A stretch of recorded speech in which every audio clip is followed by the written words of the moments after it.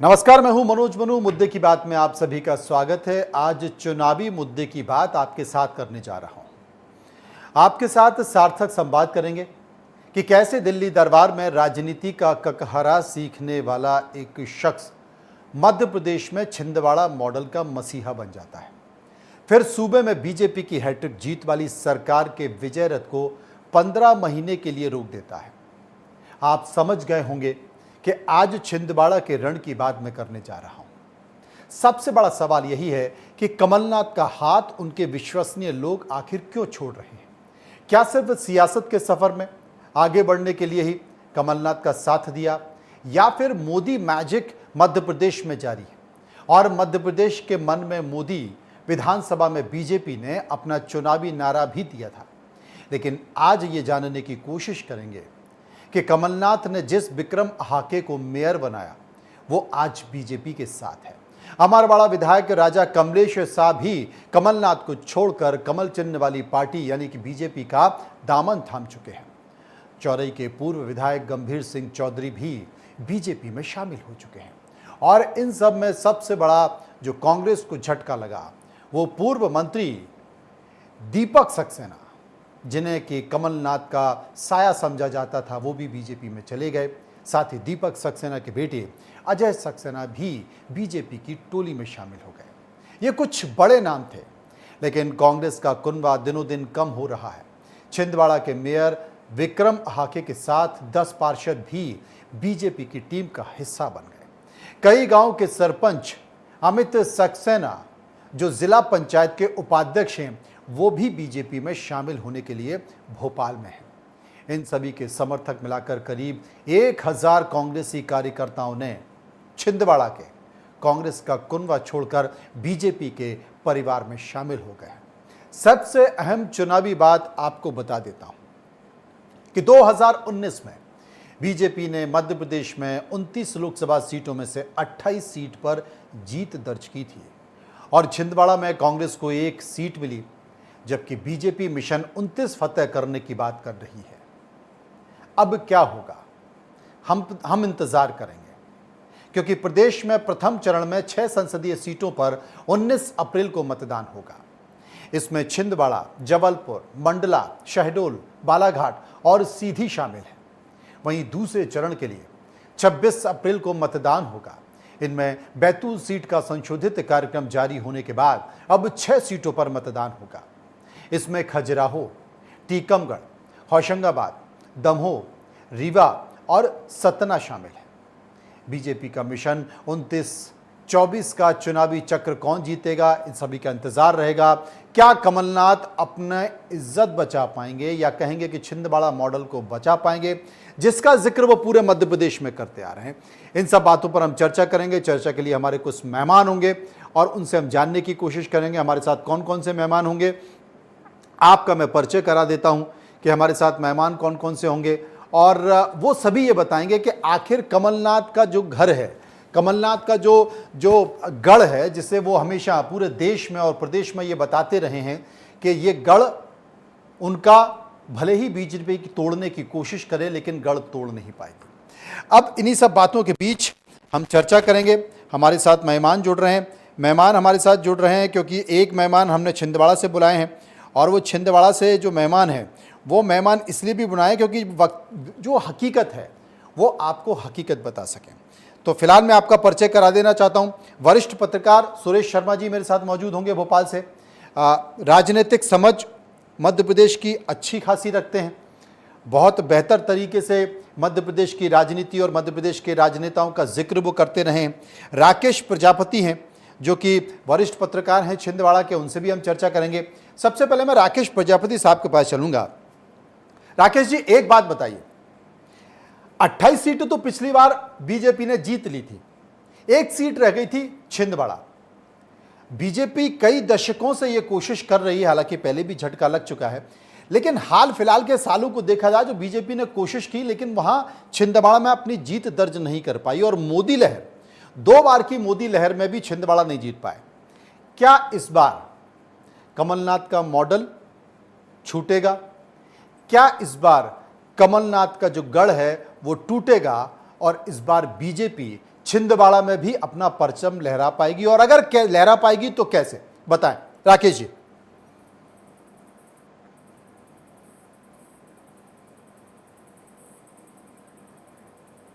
राकेश जी आपका म्यूट है, एक बार अनम्यूट कर लीजिए प्लीज, आपका फोन म्यूट है। जैसा कि आप, हाँ अब आपकी आवाज आ रही है। हाँ मनु जी, आपने जैसा कि अपने उद्बोधन में बताया कि मध्य प्रदेश की 29 सीटों में लगातार क्या कहते छिंदवाड़ा के लिए लगातार क्या कहते भारतीय जनता पार्टी यहाँ कोशिश करती रही, प्राणपण से उन्होंने कोशिश किया। मगर 1980 में जब इंदिरा गांधी आई और उन्होंने अपने तीसरे पुत्र के रूप में यहाँ पर छिंदवाड़ा जिले की जनता को कमलनाथ को सौंपा, तो कमलनाथ जब 1980 में आए थे तो सिर्फ वो कांग्रेस के कार्यकर्ता के रूप में आए थे। ये छिंदवाड़ा जो सीट है ये शुरू से कांग्रेस का गढ़ रहा है, मगर जब कमलनाथ को जब यहाँ सौंपा गया तो उन्होंने अपने एक व्यक्तित्व से, अपने कामों से, अपनी लोकप्रियता के चलते छिंदवाड़ा को कमलनाथ के गढ़ के रूप में परिवर्तित कर दिया। लगातार वो अपने क्षेत्र में काम करते रहे, केंद्र में मंत्री रहे हैं। दूसरा, लोगों से लगातार उनका जुड़ाव रहा है, और अपने जुड़ाव के चलते यहाँ क्षेत्र के अंदर जो विकास कार्य किए उन्होंने, अगर छिंदवाड़ा जाना जाता है तो कमलनाथ के नाम से छिंदवाड़ा जिला जाना जाता है पूरे मध्य हिंदुस्तान के अंदर। लगातार यहाँ पर उन्होंने जो काम कार्य किए हैं उससे उनके व्यक्तिगत छिंदवाड़ा जिले की जनता से एक संबंध बन गए हैं। उन संबंधों के आधार पर, और छिंदवाड़ा चूंकि पहले से ही कांग्रेस का गढ़ रहा है, इसके चलते वो लगातार फतह पे फतह प्राप्त कर पाए। रही बात 1914 की, जैसा कि आपने बोला कि मोदी लहर, और उसके बाद 19 का जो भी चुनाव हुआ उसमें भी जब ये छिंदवाड़ा मॉडल के रूप में इसको प्रेषित किया गया तो एक पूरे मध्य प्रदेश के साथ साथ हिंदुस्तान के अंदर आए कि छिंदवाड़ा जिले के अंदर जो कार्य हुए हैं, चाहे वो विकास कार्यों को लेकर आर्थिक रूप से और सामाजिक रूप से छिंदवाड़ा जिले की जनता बड़ी परिपक्व रही है, और वह सब बड़े नेताओं का आकलन करती है और उसके आधार पर अपना मत देती है।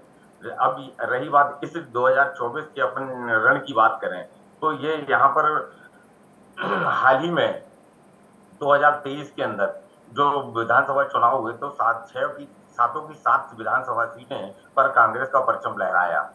तो इस तरीके से अगर देखा जाए कि कमलनाथ की जो लोकप्रियता है वो लगातार क्या कहते हैं उसी का एक पैमाना है, वोटिंग होती है, और वोटिंग के आधार पर लगातार 35 वर्षों से ये लगातार यहाँ जीतते आ रहे हैं, तो लोकप्रियता में तो उनकी कोई कमी नहीं रही है। रही बात जैसे कि इस तरह की अभी लगभग 1.5 महीने से 1 महीने से कांग्रेस के अंदर बड़े नेताओं और कार्यकर्ताओं की जो भगदड़ मच गई है, उसकी वजह से एक वेव जो है वो क्या कहते हैं छिंदवाड़ा में तो उतना प्रभावित नहीं करेगी, मगर मध्य प्रदेश के कुछ जिलों के अंदर क्योंकि कमलनाथ एक बड़ा नाम है और उसका प्रभाव दूसरे जिलों के अंदर थोड़ा बहुत पड़ सकता है।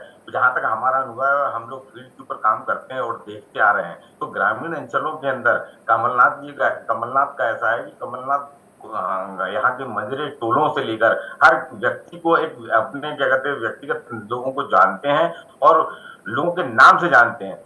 तो ग्रामीण अंचलों के अंदर अगर देखी जाए तो कांग्रेस आज भी मजबूत है। प्रचार प्रसार के मामले में भी दोनों पिता पुत्र कमलनाथ और नकलनाथ लगातार के ग्रामीण अंचलों का दौरा कर रहे हैं और लगातार सभाएं करके हैं। उनकी सभाओं के अंदर भीड़ भी अच्छी देखी जा रही है। लोकप्रियता में इस भगदड़ का भी जो असर कुछ उतना समझ में नहीं आ रहा है। चलिए, तो इतना राकेश जी हम इतना समझ पाए, आपका ये कहना है कि मजरे टोलों से लेकर और शहरों तक, छिंदवाड़ा के शहर तक कमलनाथ की अपनी पहुंच है, वो लोगों को जानते हैं, व्यक्तिगत जुड़ाव रहा है। सुरेश शर्मा जी हमारे साथ मौजूद हैं। सुरेश शर्मा जी, बड़ी लंबी चौड़ी फहरिस्त है कि किन किन लोगों को भारतीय जनता पार्टी ने ज्वाइन करा लिया है। असल में जब से कैलाश विजयवर्गीय वहाँ पहुँचे हैं, कैलाश विजयवर्गीय ने एक उपस्थिति दर्ज की है क्योंकि दिल्ली ने कहा कि जाइए और अपना मोर्चा संभालिए। कैलाश विजयवर्गीय तमाम सारी विधाओं में माहिर हैं और उसी अपनी प्रतिभा का परिचय देते हुए वहाँ पर उन्होंने दिखाया कि भाई प्रत्याशी तो बंटी साहू है। उम्मीद ये की जा रही थी कि किसी बड़े चेहरे को पार्टी वहाँ से उतार सकती है, लेकिन बड़े चेहरे को ना उतारते हुए उन्होंने पिछले प्रत्याशी पर ही जोर लगाया है। उन्होंने कहा कि भाई जो हमारा कार्यकर्ता है, जो कमलनाथ के सामने इतने सालों से लड़ता रहा है, हम उसी को लड़ाएंगे और एक रणनीति के तहत ये चुनाव लड़ेंगे, और वो उपस्थिति देखी जा रही है। सबसे करीबी कोई व्यक्ति अगर था तो दीपक सक्सेना कमलनाथ को छोड़कर चले गए, उनके बेटे चले गए, उनके भतीजे चले गए, तमाम सारे कार्यकर्ता चले गए, मेयर चले गए, कुछ विधायक चले गए, पार्षद चले गए। आपको क्या लगता है, क्या इस बार बीजेपी सुरेश जी छिंदवाड़ा के गढ़ को भेद पाएगी या अभी भी कोई संशय है? देखिए, मैं राकेश जी को पहली बार सुन रहा हूं, जी। तो निश्चित रूप से मैं उनकी इस बात से सहमत हूं कि कमलनाथ जी का जो इंटीरियर क्षेत्र जो अप्रोच है, उसकी पहुंच है, वो इसमें कोई शक नहीं है कि बहुत जबरदस्त है। दूसरी बात से मैं इससे भी सहमत हूं कि जो छिंदवाड़ा लोकसभा सीट है, यदि हम उसको 1952 से समझते हैं तो केवल एक घटनाक्रम को छोड़ दिया जाए, जब कमलनाथ जी को सुंदरलाल पटवा ने थोड़े से वोटों से हराया और वो अलकानाथ जी के इस्तीफा देने के बाद से जो उपचुनाव हुआ था उसमें, और उसके बाद फिर वापस जो है भाजपा वहां हार गई, सुंदरलाल पटवा जी हार गए और आज तक वह कांग्रेस जीत रही है। तो 1952 से लगाकर आज तक छिंदवाड़ा में केवल एक अपवाद को छोड़ दिया जाए तो भाजपा ने वह कभी जीत हासिल नहीं की। इसके दो कारण हैं, दो बड़े कारण हैं जो मैं अच्छे से समझता हूं। पहला कारण तो यह है, जैसा बताया गया, कि कमलनाथ जी का बड़ा भारी अप्रोच है। दूसरा कारण सबसे बड़ा ये कि भारतीय जनता पार्टी के नेता जो थे, उन्होंने विधानसभा जीतने के लिए कमलनाथ जी के साथ पैक्ट किया। चौधरी चंद्रभान सिंह जी आमतौर पर चुनाव लड़ते थे, वो लोकसभा में हारते थे और विधानसभा में कमलनाथ जी उनको जिता देते थे। ये बात मैं इसलिए भी प्रमाणिक रूप से कह रहा हूं कि जब प्रहलाद पटेल ने चुनाव लड़ा था कमलनाथ जी के सामने, तो मैं वहां प्रचार को देखने के लिए गया था, कवरेज करने के लिए गया था। चौधरी चंद्रभान सिंह आखिरी दिनों में कमलनाथ जी से मिल गए थे और ये बात मुझे खुद प्रहलाद पटेल ने बताई थी कि भाई वहां ये सब लोग जो है कमलनाथ जी के आदमी के रूप में काम करते हैं। जैसे आपने देखा होगा 2004 में जब उमा जी चुनाव लड़ रही थी लोकसभा विधानसभा का मध्य प्रदेश में, भाजपा में एक भाजपा डी नाम से एक संगठन चलता था जिसको कहते थे भाजपा दिग्विजय। इसी प्रकार से छिंदवाड़ा में भाजपा जो है वो भाजपा कमलनाथ है, उसमें कोई बट्स की बात नहीं है। तो सबसे पहली प्रतिक्रिया मैं ये दे सकता हूं कि कमलनाथ जी जिस टूल से चुनाव जीतते थे, वही टूल भाजपा के, यानी जिसको कह सकते हैं अमित शाह मॉडल ने जो है उसको उपयोग किया है। कि जिन लोगों को, भाजपा के लोगों को कमलनाथ जी तोड़ते थे, इस बार भाजपा ने कमलनाथ जी के लोगों को तोड़ लिया, जिसके कारण उनकी जो नेटवर्किंग जो जमीन थी वो खिसक गई। जीतेंगे हारेंगे ये अभी मैं कहने की स्थिति में नहीं हूं, लेकिन 99 संभावना ये है कि पिछला चुनाव जो है वो मात्र 37,536 वोटों से नकुलनाथ जी ने जीता था। नत्थन साहा उनके सामने एक आदिवासी कार्यकर्ता थे। बंटी साहू की लोकप्रियता कमलनाथ जी के सामने चुनाव लड़ने से बढ़ गई है, परिचय बढ़ गया, लोकप्रियता नहीं कह सकते, परिचय बढ़ गया है और पूरी की पूरी भाजपा का एक स्थायी नेटवर्क वहां तैयार हो गया है। इसलिए मुझे ये लगता है कि इस बार संभवतया ये सीट भाजपा छीन सकती है। तो इसमें भी अभी मैं संभवतया लगा रहा हूं और उसका कारण ये है कि बहुत ही चतुराई से कमलनाथ जी ने एक पॉलिटिक्स की है।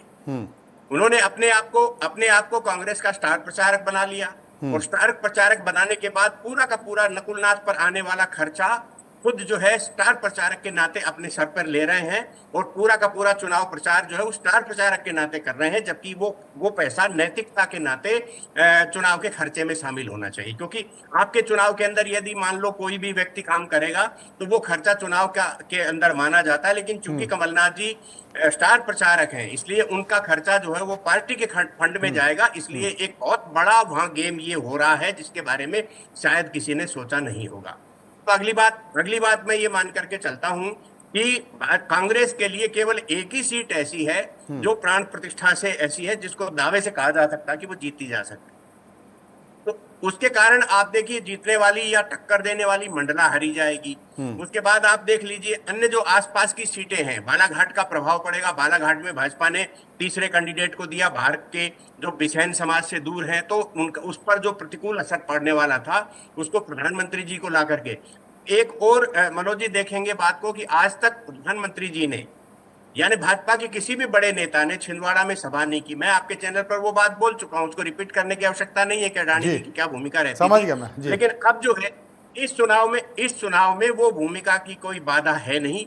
इसलिए अब प्रधानमंत्री जी ने बालाघाट में जाकर के सभा की है जिसका सीधा असर पड़ने वाला है। तो मुझे ये लगता है कि ये जो है बहुत बड़ी अग्नि परीक्षा है कमलनाथ जी की, किस प्रकार से वो इस जीत को अपने जीत का सेहरा जो है अपने सर पर बांध पाते। राकेश जी हमारे साथ मौजूद है। राकेश जी मैं आपसे एक चीज जानना चाहता हूं, क्योंकि जितने भी लोग छोड़ कर गए हैं वो प्रॉपर छिंदवाड़ा के हैं। छिंदवाड़ा सीट जो जिससे कि दीपक सक्सेना चुनकर आते रहे हैं। कमलनाथ अभी वहीं से विधायक हैं, चाहे वो दीपक सक्सेना हो, दीपक सक्सेना का बेटा हो, या फिर वहाँ छिंदवाड़ा का मेयर हो विक्रम हाके हो, या उनका जो जिला पंचायत का उपाध्यक्ष अमित सक्सेना वो उनका भतीजा हो। तो छिंदवाड़ा सीट जो प्रॉपर है, अगर उसको छोड़ दिया जाए, बाकी की जो और छिंदवाड़ा 6 सीटें हैं जहां पर एक व्यक्तिगत जुड़ाव कमलनाथ का है, वहां की स्थिति क्या है? क्या वहां से कोई बड़ा चेहरा निकल कर आया? क्या वहां से कोई बड़ा कार्यकर्ता निकल कर आया? वहां के कार्यकर्ताओं की स्थिति क्या है? क्योंकि ज्यादातर जो हलचल दिखाई दे रही है वो प्रॉपर छिंदवाड़ा सीट पर दिखाई दे रही है। देखिए, जैसे कि आपने बताया कि छिंदवाड़ा विधानसभा के अलावा दूसरे यहाँ 7 विधानसभा क्षेत्र हैं। यहाँ पर एक अमरवाड़ा विधानसभा क्षेत्र है। वहां पर राजवंश के कुंवर कमलेश शाह जो हैं वो लगातार क्या कहते हैं चुनाव लड़ते आ रहे हैं। उनके पूर्वज भी रहे हैं। वह भी छिंदवाड़ा कांग्रेस की टिकट से लगातार, वो शैल कुमारी हो या उनके भाई हो, और लगातार ये 3 बार कुंवर कमलेश शाह भी जीतते रहे हैं। तो अमरवाड़ा एक आदिवासी ठेठ आदिवासी अंचल है, और लगातार कुंवर कमलेश शाह चूंकि आदिवासी हैं, और उनका एक राजवंश का एक अपना प्रभाव है। अभी आपने सुना होगा कि अभी हाल ही के अंदर 3 हफ्ते पहले कुंवर कमलेश शाह ने भारतीय जनता पार्टी अपनी विधायकी को छोड़कर भारतीय जनता पार्टी का दामन थामा है। रही बात अपन वहां पर अगर सेंट्रलाइज होते हैं तो ये ठेठ आदिवासी अंचल है और आदिवासियों की आदिवासी बाहुल्य है। मगर अपन इसके इतिहास के ऊपर अगर देखे जाए तो उस क्षेत्र ने हमेशा से ही कांग्रेस का साथ दिया है। और इस अगर विधानसभा 2030 की अगर बात करेंगे तो हाल ही में भी 2 महीने 3 महीने पहले लगभग 22,000 करीब वोटों से मतों से क्या कहते विजयी हुए हैं। अब रही बात की अगर उन्होंने भारतीय जनता पार्टी का दामन थामा है और वो आदिवासी भी हैं, तो वो उनका एक थोड़ा बहुत प्रभाव तो जरूर पड़ेगा। मगर जैसा कि हम ग्रामीण अंचलों के अंदर देखते हैं जो बात करते हैं, है ना, तो वो उनका ही प्रभाव पड़ेगा। लगभग कम से कम 10 से 15,000 मतों का अंतर तो आएगा ही आएगा। मगर अंचल बाकी जो अंचल हैं मंजरे टोले, क्योंकि छिंदवाड़ा जो है बड़ा इसका भौगोलिक क्षेत्र बड़ा ही विकट है। यहाँ पर बहुत दूर दूर तक कहते लोग बसाहटों में रहते हैं। तो भारतीय जनता पार्टी का अगर अपन नेटवर्क टीम की अगर बात की जाए तो मंजरे टोलों तक आज भी और अभी भी मैं अपन इस समय अगर बात कर रहे हैं तो अभी तक क्या कहते कैंडिडेट एक तो पहुंच भी नहीं पाया। और ग्रामीण अंचलों के अंदर भारतीय जनता पार्टी का चुनाव प्रचार प्रसार में भी देखा जाए तो वो अभी बहुत पिछड़ी हुई नजर आती है, अभी बिखरी हुई नजर आती है। सुरेश जी, एक बात मैं जानना चाहता हूं, क्योंकि 2014 में भी इसी तरह के आरोप लगते रहे बीजेपी के ऊपर कि भाई देश के प्रधानमंत्री नरेंद्र मोदी छिंदवाड़ा में सभा क्यों नहीं करते हैं। अभी भी उन्होंने जो सभा की है वो बालाघाट में कर दी, लेकिन छिंदवाड़ा क्यों नहीं गए तब, जबकि छिंदवाड़ा इस बार प्रतिष्ठा की सीट बनी हुई है। यानी कि स्थानीय स्तर पर नेताओं की फिक्सिंग भले ही कमलनाथ के साथ रही हो, लेकिन क्या ये माने कि टॉप लेवल पर भी दिल्ली में बैठे बीजेपी के बड़े नेता भी मानते हैं कि चलो यार कमलनाथ को छोड़ दिया जाए? मानते हैं आप? नहीं, सहानुभूति का प्रश्न तो हरदम रहता है, उसको तो कोई उत्तर दे ही नहीं पाया। हाँ। लेकिन 2 बातें और साथ के साथ देखने वाली हैं कि वो जो है वो कोल माइंस का एरिया है पूरा का पूरा, और कोल माइंस के अंदर जो काम है मजदूरों वाला, वो मजदूरों का काम कोल मिनिस्ट्री करता है। तो कोल मिनिस्ट्री के माध्यम से जो गणित सेट हुए हैं उनके बारे में कोई चर्चा करता नहीं है, क्योंकि मजदूरों को जो कोयले के मजदूर हैं उनको जो है जिस तरह के इंस्ट्रक्शंस हैं या उनको जिस तरह की बातें हो रही है वो भी एक बहुत बारीक वाली राजनीति है। उसके बारे में बहुत विस्तृत बोलने की आवश्यकता नहीं है। मैं समझता हूँ संदेश संकेत के माध्यम से हम सारी इशारे बात को काफी हैं। समझ जी। चुके हैं। ये बड़ा है, क्योंकि मैंने जब 2004 में छिंदवाड़ा में गया था, उस समय 2004 की बात कर रहा हूँ, उमा जी की संकल्प यात्रा थी, और उसमें जब सभा होने लगी तो वो सभा नहीं हो पाई क्योंकि कमलनाथ जी ने जो है एक भंडारा रखवा दिया था। सारा गरीब तबका जो है भंडारे में चला गया था, याद होगा बाकी साथियों को। वो सभा 2 घंटे लेट हुई क्योंकि भंडारा जीमने के बाद लोगों ने सभा की। तो जिसको हम एक आदर्श क्षेत्र बता रहे हैं और बहुत बता रहे हैं, उसकी स्थितियों को मैंने बारीकी से देखा है। वो अपने व्यावसायिक नेटवर्क को यदि कोई ये कहे कि ये प्रगति है तो मुझे नहीं लगता कि उसको प्रगति माना जाना चाहिए। ये एक विवाद का विषय जिस पर फिर कभी चर्चा कर लेंगे। लेकिन जहां तक छिंदवाड़ा का प्रश्न है, इस बार छिंदवाड़ा, अब आप देखिए रमेश जी जीतते हैं, अपने चौरई से रमेश दुबे जी लगातार चुनाव जीते हैं। इसका मतलब उनका बड़ा प्रभाव है। इसी प्रकार से अन्य जो क्षेत्र हैं, अमरवाड़ा की जिसकी आज हम बात कर रहे हैं, उसके अंदर भाजपा 2 बार चुनाव जीत चुकी है। ऐसा नहीं है कि इन क्षेत्रों में कभी जीते नहीं है या प्रभाव नहीं है। ये पिछला जो विधानसभा का चुनाव हुआ है वो कमलनाथ जी को मुख्यमंत्री दोबारा बनाए जाने के लिए चुनाव था, जिसमें छिंदवाड़ा की सारी सीटें आ गई है। बिल्कुल ठीक और बात। वो जो उसका एक विशेष प्रभाव देखिए, हर जो मुख्यमंत्री का चेहरा होता है। आपने ग्वालियर चंबल अंचल में सिंधिया जी का भी नाम मुख्यमंत्री के रूप में किया था, पूरी भाजपा हार गई। भाजपा इतनी कमजोर कभी उसमें रही नहीं है। तो ये एक छोटे छोटे समीकरण होते हैं। और आप ये देखिए, यदि कमलनाथ जी का इतना ही प्रभाव है, छिंदवाड़ा मॉडल का इतना ही प्रभाव है, तो उनका बेटा 37,000 समथिंग वोटों से क्यों जीता? वो उसको भी 2 लाख से जीतना चाहिए था। उसका कारण सबसे बड़ा ये है कि आप चेहरे और चेहरे में अंतर समझते हैं। और चेहरे में अंतर का मतलब, कमलनाथ जी यदि स्वयं चुनाव लड़ते हैं तो उनकी एक अपनी प्रतिष्ठा होती है। और जब आप भाजपा के ज्वाइनिंग के समय दीपक सक्सेना जी ये कहें कि मैं कमलनाथ जी को तो महत्वपूर्ण मानता हूं, उनकी तो मैं बहुत इज्जत करता हूं क्योंकि वो कार्यकर्ता को संभाल के रख ले, लेकिन मैं नकुलनाथ जी के साथ एडजस्टमेंट नहीं कर पाता हूं। और आप एक इस सेंटेंस को समझिए। दूसरा एक सेंटेंस है मुख्यमंत्री डॉक्टर मोहन यादव जी का। उन्होंने ये कहा कि आपको कमलनाथ जी को जो है जिताया 80 से लगाकर आज तक। और कभी ये विचार हुआ कि कमलनाथ जी को चुनाव नहीं लड़ना तो अलकानाथ जी लड़ेंगे, और अलकानाथ जी को चुनाव नहीं लड़ना तो नकुलनाथ जी लड़ेंगे? क्या छिंदवाड़ा में एक भी योग्य व्यक्ति नहीं है जिसको हम चुनाव लड़ा लें? तो क्या बंटी साहू को हम चुनाव जिता करके छिंदवाड़ा का प्रतिनिधित्व नहीं करा सकते क्या? ये बातें बड़ी मार्मिक होती हैं और इसका बड़ा सीधा असर पड़ता है। उसका युवा ये समझता है कि हमारे बीच का यदि एक व्यक्ति जाता है, तो आप देख लीजिए खंडवा में जो जिसको राजनीति की ग्रेड हम मान लें, तो तीसरी ग्रेड के कार्यकर्ता को जो है खंडवा से सांसद बना करके भेजा गया था। तो आप ये एक समझने वाली बात है कि बीजेपी ने इस तरह के तमाम संकेत दिए हैं। सुरेश जी, यहां पर मैं एक बात कहना चाहता हूं, क्योंकि आपका जो राजनीतिक अनुभव है और राजनीतिक सटीकता है वो बड़ी जबरदस्त है। क्योंकि विधानसभा चुनाव में भी आप लगातार ये बोल रहे थे, जहां लोग कह रहे थे कि साहब कांग्रेस की सरकार बन जाती है, आपने कहा था कि आप देखिएगा मनोज जी 150 से ज्यादा सीटें बीजेपी की आएंगी और 150 से ज्यादा सीटें बीजेपी की आई। आपका आकलन क्या है? इस बार 29 सीटों में से लोकसभा की कितनी सीटें मिल रही हैं बीजेपी को? नहीं, मैं बहुत स्पष्ट कहता हूं कि केवल 5 सीटों पर टक्कर है, बाकी की जो 24 सीटें हैं वो क्लियर है। 5 सीटें कौन कौन सी? 5 सीटों के मैं नाम भी ले रहा हूं जी। कि छिंदवाड़ा, राजगढ़ और झाबुआ, मुरैना और मंडला, ये 5 सीटें ऐसी हैं जहां कांग्रेस को फाइट करेगी। छिंदवाड़ा ऐसी है जिसके बारे में अभी तत्काल नहीं कहा जा सकता, लेकिन ये चारों सीटें फाइट करने के बाद हार जाएगी। और आखिरी वाली सीट भी अंतिम समय में हार जाएगी, क्योंकि पूरा टारगेट है। और मुझे लगता है कि अभी तक मेरा आकलन ये है कि 28 और 1 का तो मामला दिख ही रहा है, लेकिन 29 भी हो सकती है। बहुत बहुत शुक्रिया करेंगे सुरेश जी का। उनकी बड़ी सटीकता रहती है राजनीतिक मामलों में। उन्होंने जब कहा है करीब करीब ये मान लिया जाए वैसा ही हुआ है। फिलहाल मुद्दे की बात में इतना ही। शुक्रिया हम करेंगे प्रजापति जी का भी। फिलहाल मुद्दे की बात में इतना ही। बाकी खबरों के लिए चलते रहिए इंडिया न्यूज़ के साथ।